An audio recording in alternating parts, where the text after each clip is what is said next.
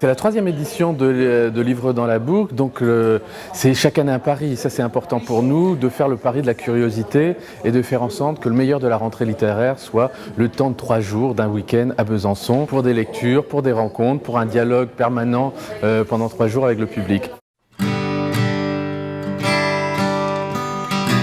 On a invité à peu près 150 écrivains qui couvrent à peu près tous les champs de la littérature, donc la littérature générale, le polar, la littérature jeunesse, la littérature régionale sera également présente. Et parmi les écrivains importants qui sont présents cette année, on peut compter sur la présence de Philippe Claudel. Je pense que le public connaît bien Philippe Claudel. Les âmes grises ont été vraiment un livre qui a beaucoup compté pour beaucoup de monde. Il est membre de l'Académie Goncourt. C'est vraiment une personnalité de la littérature d'aujourd'hui. Je n'ai jamais oublié la littérature étrangère à Besançon. Le public est curieux d'écrivains du monde entier. Alors on a beaucoup travaillé ces années passées sur la littérature américaine. Cette année on vient en Europe. Il y a un pays qui est un petit pays, mais qui est un pays de très très grande littérature, qui est l'Irlande. Alors je pense que beaucoup de Bisontins ont voyagé en Irlande, sont allés à Dublin, sont allés à Belfast. On parle beaucoup de musique souvent, mais il faut aussi parler de l'épatante, éclatante vitalité littéraire de ce pays. Et donc voilà, il y a à peu près une petite dizaine d'écrivains irlandais qui vont venir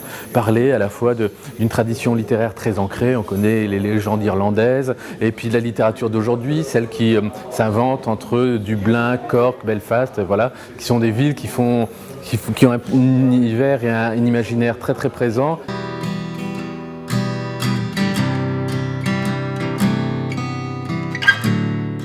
En 2018, c'est notre édition numéro 3 de Livres dans la boucle.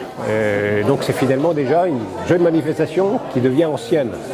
Mais nous souhaitons surtout donc confirmer, comme là vous voyez le perchiste là, qui met la barre un peu plus haut chaque année, nous sommes dans cette logique-là, dans cette dynamique-là, avec cette manifestation qui va vivre sur tout le territoire de Besançon, sur du multisite, mais associer également la périphérie à travers les écoles et les médiathèques.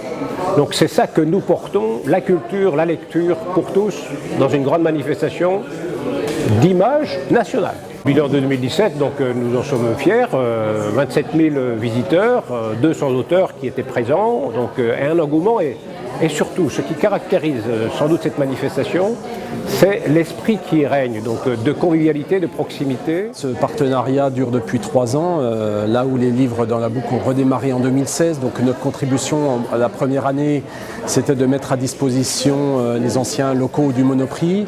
Et chemin faisant, on a décidé d'être partenaire sur une plus longue durée, c'est-à-dire qu'on a signé une convention de 3 ans avec les livres dans la boucle. Et ça nous permet, nous, Crédit Agricole, d'être un acteur d'une animation culturelle de grande envergure sur le territoire et c'est notre volonté.